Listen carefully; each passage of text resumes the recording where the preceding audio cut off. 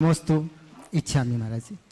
महाराज जी, प्रश्न पहले भी आया हुआ है, लेकिन कुछ प्रश्न ऐसे हैं जो दोबारा आना जरूरी है, क्योंकि आपके श्रोमुख से प्रश्न का उत्तर सुनने से हम काफ़ी ऊर्जावान होते हैं।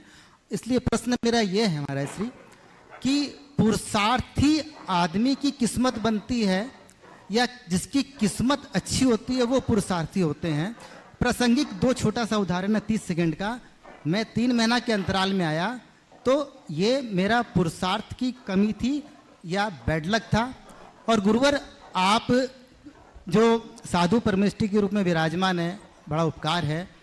तो गुरुवर, आपकी तपचर्या यश कीर्ति जो फैली हुई है, तो ये आपका पुरुषार्थ, क्षमा करेंगे गुरुजी, या फिर किस्मत है? ये थोड़ा स्पष्ट करें। देखिए, ये सवाल जो है ना बड़ा कॉम्प्लिकेटेड इस सेंस में है, ये दार्शनिक गुत्थियों से उलझा हुआ है। मैं किसी एक पर जोर नहीं दे सकता। तुम यहां तक आए, पुरुषार्थ किए,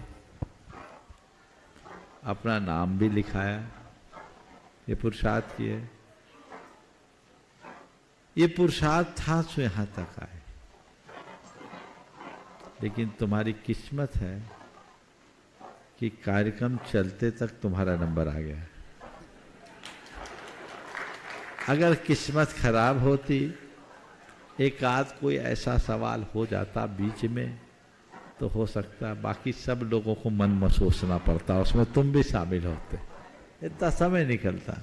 कदाचित ऐसा नहीं हो, कोई टेक्निकल फॉल्ट आ जाता और मैं कहता कि आज आपका पुण्य कमजोर है और कार्यक्रम यहीं स्थगित करता हूं, तो भी रह जाते, रहते कि नहीं रहते? तो क्या हुआ? तुम्हारे पुरुषार्थ ने यहां तक तुम्हें पहुंचा दिया, पर साथ में किस्मत की बैकिंग रही, भाग्य की बैकिंग रही। दोनों साथ साथ चलते हैं। पुरुषार्थ मनुष्य को पराक्रमी बनाता है और उसका भाग उसे धार देता है। एक से काम नहीं चलेगा, दोनों साथ साथ चलेंगे, समझे? लेकिन हम अपने विषय में इस संदर्भ में क्या सोचे? आपने एक हमसे पूछा, आपका पुरुषार्थ है कि आपका पुण्य का प्रताप है? तो मैं तो ये कहूंगा, भैया मेरा कोई पुरुषार्थ नहीं है। मेरा यश, मेरा प्रभाव, जो कुछ है, इसमें मेरा कोई पुरुषार्थ नहीं है। मैं तो केवल निमित्त हूं। ये गुरु की कृपा है जो मुझे पुण्य से मिली। ऐसा मैं इसलिए कहूंगा क्योंकि यदि मैं ये कहने लगूं कि ये सब मैंने मेहनत करके पाया है, तो अहंकार मेरे अंदर है। तो अहंकार से बचने के लिए उपलब्धियों को प्रारब्ध का परिणाम मानो, समझ गए?